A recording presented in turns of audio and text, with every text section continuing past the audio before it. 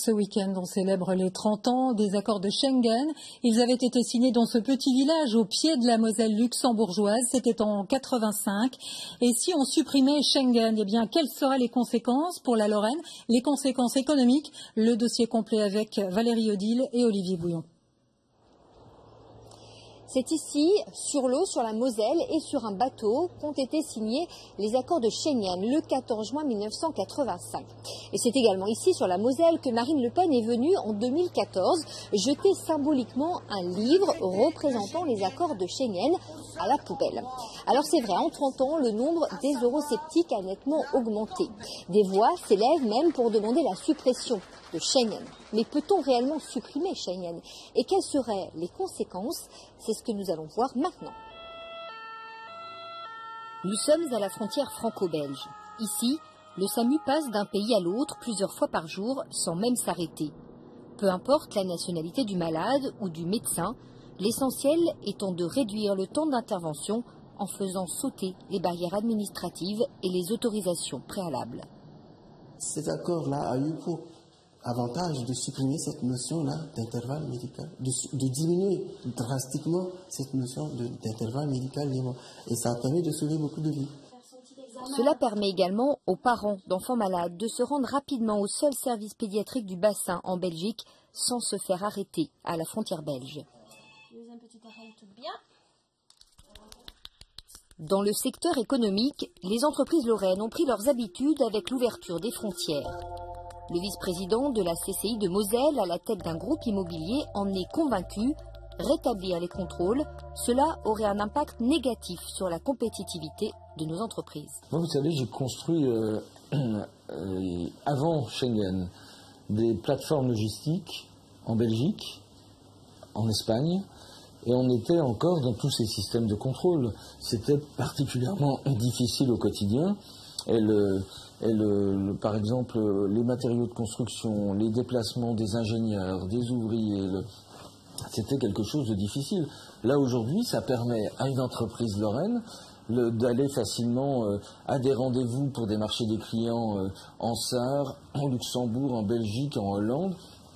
On ne se pose plus de questions du tout.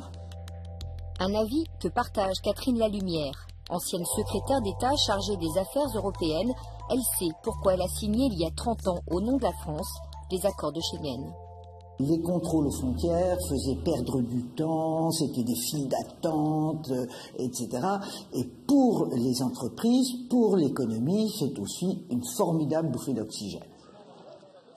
Enfin, que se passerait-il pour les festivals et les échanges culturels transfrontaliers comme perspective?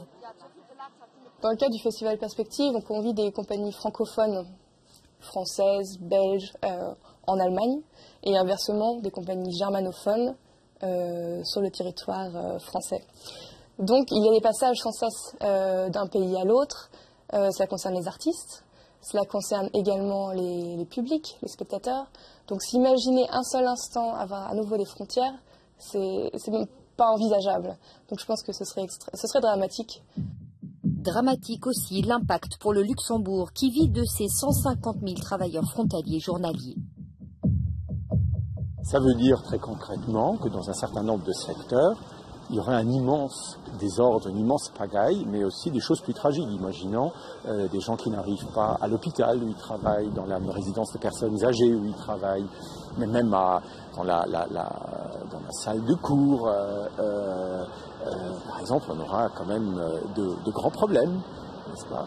Et je crois que ce serait plutôt, du côté luxembourgeois, une situation de marasme et assez catastrophique. Oui.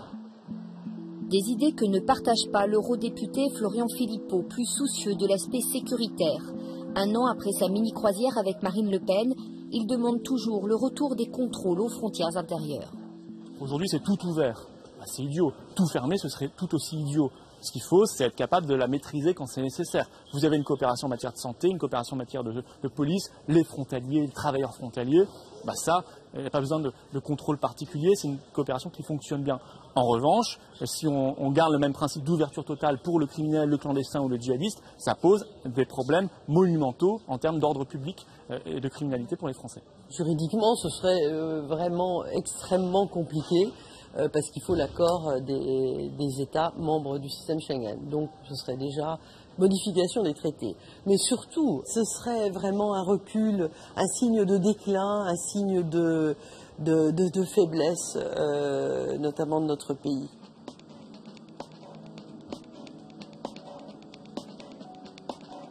Derrière moi, on est en train de poser les 26 étoiles qui représentent les 26 pays membres de l'espace Schengen. Et c'est donc symboliquement demain que les plus hauts dirigeants européens viendront fêter les 30 ans des accords de Schengen. Des accords qui ont mis 10 ans à entrer en vigueur et qui sont toujours perfectibles.